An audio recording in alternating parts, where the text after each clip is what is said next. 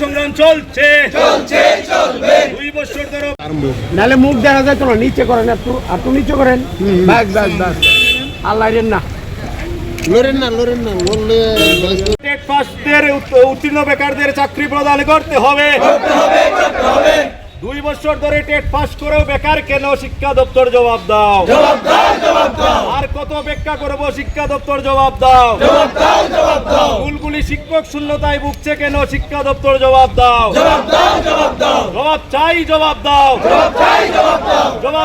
জবাব দাও নইলে আন্দোলন নইলে সংগ্রাম নইলে লড়াই আমাদের দাবি ন্যায্য দাবি এই দাবি মানতে হবে আমাদের দাবি ন্যায্য দাবি এই দাবি মানতে হবে নইলে আমাদের আন্দোলন চলছে নইলে আমাদের সংগ্রাম চলছে আমাদের দাবি ন্যায্য। আমরা 2024-এ যারা টেট পাস করি তারা মূলত এখানে এসেছি আমাদের ন্যায্য দাবির জন্য। আমাদের 2024-এ টেট পাস করেছে কিন্তু আজ পর্যন্ত এখনো কোনো মেরিট লিস্ট আউট হয়নি।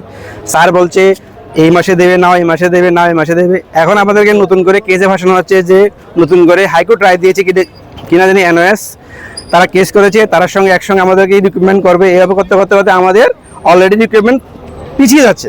কিন্তু দেখা গেছে কি বর্তমানে বিভিন্ন স্কুলগুলোতে শিক্ষক স্বল্পতা তার রয়েছে, প্লাস প্রত্যেক দিন কোনো না কোনো স্কুলে ছাত্রছাত্রী আন্দোলন করছে শিক্ষকের জন্য, কিন্তু নিয়োগপত্র নেই।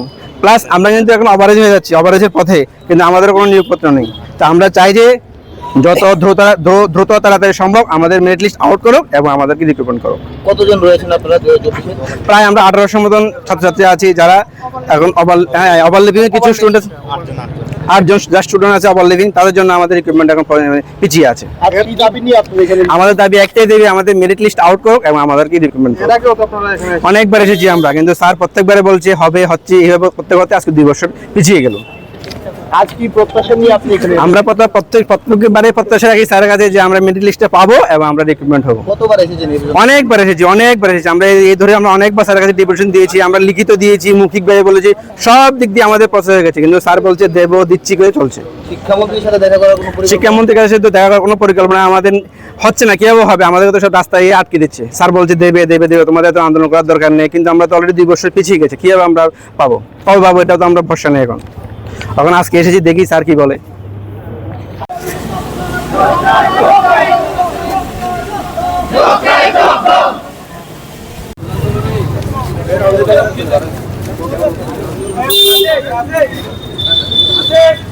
লাস্ট টাইম যখন এসেছিলাম তখন আমাদেরকে আগস্ট মাস টাইম দেওয়া হয়েছিল যে আগস্ট মাসের মধ্যে আমাদের মেরিট লিস্ট আউট করা হবে, কারণ তখন কিছু প্রবলেমস টিআরপিটি জানিয়েছিল যে এনআইএসের এবং আরও কিছু কেসের নাকি কিছু প্রবলেমস আছে।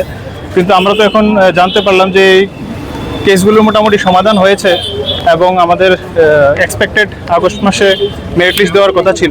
কিন্তু এখন রিসেন্ট যখন আবার একটা ওভারল্যাপিংয়ের কেস আমরা জানতে পারলাম, তো সেটার কারণে নাকি এখন আবার আরও পিছিয়ে যাবে।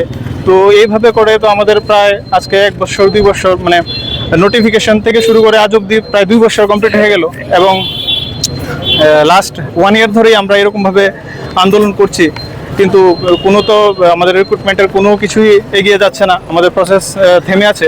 যেদিকে আমরা দেখতে পাচ্ছি যে রাজ্যের বিভিন্ন স্কুলে শিক্ষক স্বল্পতা রয়েছে এবং প্রতিদিনই কোনো না কোনো স্কুল ছাত্রছাত্রীরা রাস্তায় বসে ওরা ধর্ণা দিচ্ছে, যে জায়গায় আমাদের গভর্নমেন্ট এবং টিআরপিটি, আমি সবাইকেই বলতে যাবো যে অতি সত্বর যেন আমাদের নিয়োগ করা হয়।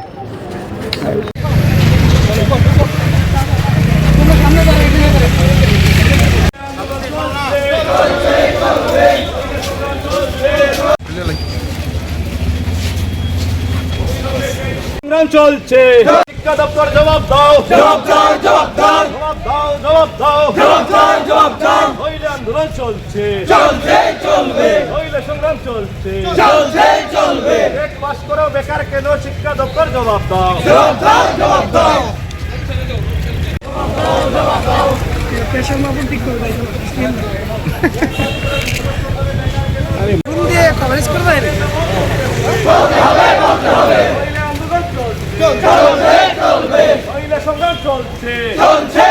আমাদের এখানে আসা মূলত আমাদের প্রথম দাবি আমাদের মেরিট লিস্ট আউট করা, কারণ আমরা 1 বছর যাবত ভেরিফিকেশন হওয়ার পরে আমরা আন্দোলনই করে যাচ্ছি, কিন্তু আমাদের মেরিট লিস্ট এখনো দিচ্ছে না। আপনারা দেখতে পাচ্ছেন বিভিন্ন স্কুলে ছাত্রছাত্রীরা আন্দোলন করছে, ওরা রাস্তায় বসে আন্দোলন করছে, কোনো স্কুলে একজন টিচার দিয়ে স্কুল চলছে। তো এগুলো তো স্টুডেন্টদের ভবিষ্যৎ তো আর কেসের জন্য অপেক্ষা করবে না, আমাদের ভবিষ্যৎও আর কেসের জন্য অপেক্ষা করবে না। আমাদেরও তো বয়স হচ্ছে, আমাদের বয়স তো আর কেসের জন্য আটকে থাকবে না। তো আমরা টিআরবিটি স্যার আর সিএম এর কাছে আমরা এই দাবি করছি যেন আমাদের অতি দ্রুত নিয়োগ করা হয়, এই দাবি আমাদের। এই নিয়ে কতবার আপনারা এখানে অনেকবার এসেছি, আপনারা তো দেখতেই পাচ্ছেন, আপনারা যারাই তো আমরা আন্দোলনের তাদের কাছে যাচ্ছে, যে দেখতে পাচ্ছে যে আমরা কত কষ্টে আছি, যে এত বছর হয়ে গেল যে আমরা 24-এ পরীক্ষা, 24-এ নোটিফিকেশন, 25-এ এক্সাম দিয়েছি, 26-এ আমাদের সব হয়েছে, ভেরিফিকেশন করেছি, তারপর আমাদের মেরিট লিস্ট, তারপর এনআইএস এর কেসের সম্পর্কে আপনারা জানতেই পারেন। মে মাসে আমাদের মেরিট লিস্ট দেওয়ার কথা ছিল, কিন্তু দেয়নি কারণ এনআইএস এর কেস হয়ে গেছিল। ওখান থেকে কোর্ট থেকে বলা হয়েছিল যে প্রসেসটা স্টপ রেখে তাদেরকে ইনক্লুড করে তারপর মেরিট লিস্ট দেওয়ার কথা। তারপর আমাদের টিআরবিটি থেকে চেয়ারম্যান স্যার বলেছিলেন আগস্ট মাসে দেওয়া হবে। এখন কি হয়েছে যে এখন আরেকটা ওভারলিপিং কেস হয়েছে, যেটা 8 জন বড় না 1800 জন বড়, আমরা 1800 জন ক্যান্ডিডেট আছে, 8 জনের জন্য আমাদের সবাইকে আটকে রাখা হয়েছে। এটা কি ঠিক? আপনি বলুন, কোর্ট থেকে যদি স্টে অর্ডার দেয় তাহলে একটা রিক্রুটমেন্ট প্রসেস আটকে থাকে। আপনারা জিআরপিটি বলুন, আরো বিভিন্ন দপ্তর দেখুন যে ওইখানে কেস হয়েছে, কিন্তু রিক্রুটমেন্ট প্রসেস কিন্তু আটকে থাকেনি। কোনো জায়গা লেখা নেই যে রিক্রুটমেন্ট প্রসেস একটা কেস হলে আটকে থাকতে হবে, এই কথাটা কোনো জায়গায় লেখা নেই। তো আমাদের ভবিষ্যৎ তো এইভাবে চলে যাচ্ছে না, আমাদের জীবন থেকে যে বয়সগুলো চলে যাচ্ছে এগুলো কি ওরা ফিরিয়ে দিতে পারবে? আমাদের এডুকেশন মিনিস্টার নেই, সিএম এর আন্ডারে আছে ওইটা, তো আমরা ওনার কাছে দেখা করতে পারছি না, ওনাদের পারমিশন দেয় না দিতে গেলে, আমরা আন্দোলন করতে গেলে বা ওনার সাথে কথা বলতে গেলে আমাদের মাঝপথে আটকে দেওয়া হয়। তো ওইগুলো পারছি না আমরা, আমাদের একজন ইএম দরকার, এডুকেশন মিনিস্টার দরকার। আমরা কার কাছে যাব, কার কাছে দাবি আদায় করব? এখানে আসলে আমাদের বারবার ফিরিয়ে দেওয়া হয় যে তোমরা হবে, দেওয়া হবে। তারপর এখন বলা হয় কি যে এখন নতুন করে কেস হয়েছে, তোমরা অপেক্ষা করো। কেসের জন্য তো আমরা অপেক্ষা করতে পারবো না, 1800 জন স্টুডেন্ট 8 জনের জন্য আমরা অপেক্ষা করতে পারবো না। আমাদের মেরিট লিস্ট অতি সত্বর দিতে হবে, আমাদের নিয়োগ করতে হবে, আমাদের এটাই দাবি।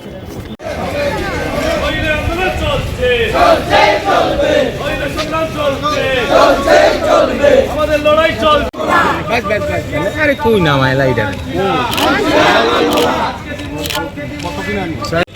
ফিটা লাগাইছি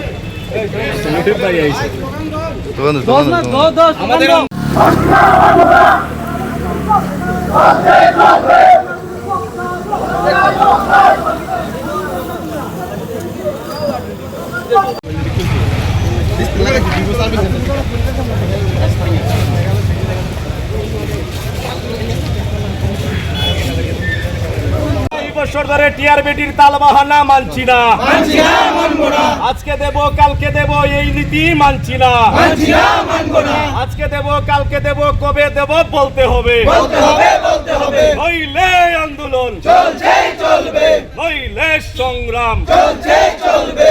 লংতরাই গুঁড়ো মশলা হোক বা সর্ষের তেল, আমার দেশের প্রোডাক্ট, দেশের স্বাদের আনন্দ। লংতরাই রান্নায় তোমাকে চাই।